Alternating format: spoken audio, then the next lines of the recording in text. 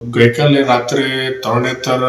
ગામ જે Thangadh police station વિસ્તારમાં આવે છે, આ ગામની અંદર એક લકી ડ્રોનું આયોજન જે છે એ કરવામાં આવેલું હતું. પોલીસ અને તંત્ર દ્વારા આવી કોઈ પણ આયોજન બાબતે મંજૂરી આપવામાં આવેલ ન હતી, જેના કારણે આ આયોજન છે એ બંધ રાખવા માટે થઈને પણ પોલીસ દ્વારા સૂચના કરવામાં આવેલી હતી. ત્યારબાદ અમારા ધ્યાનમાં આવેલ કે આજે અંસોયા આશ્રમ ખાતે ગૌશાળા બનાવવા બાબતેનું જે છે એ બહાનું કરી અને લકી ડ્રોનું આયોજન તેના મહંત શ્રી રામદાસ બાપુ અને બીજા અન્ય 6 જેટલા વ્યક્તિઓએ સાથે મળીને કરેલું હતું. ત્યાં એ આયોજન અટકાવવા માટે થઈને જે છે એ પોલીસ દ્વારા કાર્યવાહી કરવામાં આવેલી હતી અને એ દરમિયાન આ આયોજનની અંદર જે લકી ડ્રો અને પૈસાનો વહીવટ બાબતે ગેરરીતિ થયેલ હોવાનું ત્યાં ભેગા થયેલા લોકો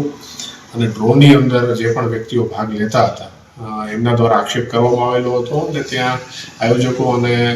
સામાન્ય પબ્લિક વચ્ચે પણ આ બાબતે મગજમારી થયેલી હતી. જે વસ્તુને અટકાવવા માટે થઈને તાત્કાલિક જ પોલીસે દરમિયાનગીરી કરી અને આ જે મહંત અને બીજા જે લગધીરભાઈ કારેલિયા કરીને એક જે ત્યાંના આયોજક છે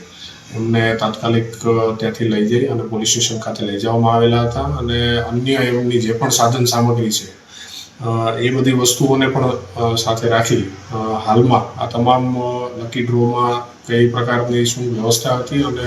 ખરેખર કંઈ ગેરરીતિ થયેલી છે કે કેમ એ બાબતની હાલ પ્રાથમિક દ્રષ્ટિએ જે છે તપાસ પોલીસ સ્ટેશનમાં થાનગઢ પોલીસ સ્ટેશનમાં ચાલુમાં છે. બીજું એક એવી સ્પષ્ટતા કરવાની કે આ જે સમગ્ર બનાવ હતો એ બનાવ વખતે પાછળથી એવા મીડિયા રિપોર્ટ્સ જે છે એ સામે આવેલા હતા કે પોલીસ ઉપર પથ્થરમારો થયેલો છે. ખરેખર આવો કોઈ પથ્થરમારો થયેલો નથી. જે વિડીયો પણ જે સામે આવે છે એમાં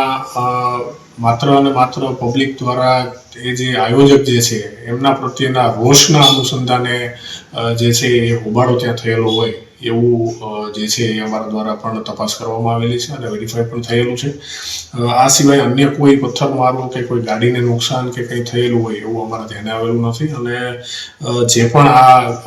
ડ્રો બાબતેની ગેરરીતિ છે અથવા જે પણ આયોજન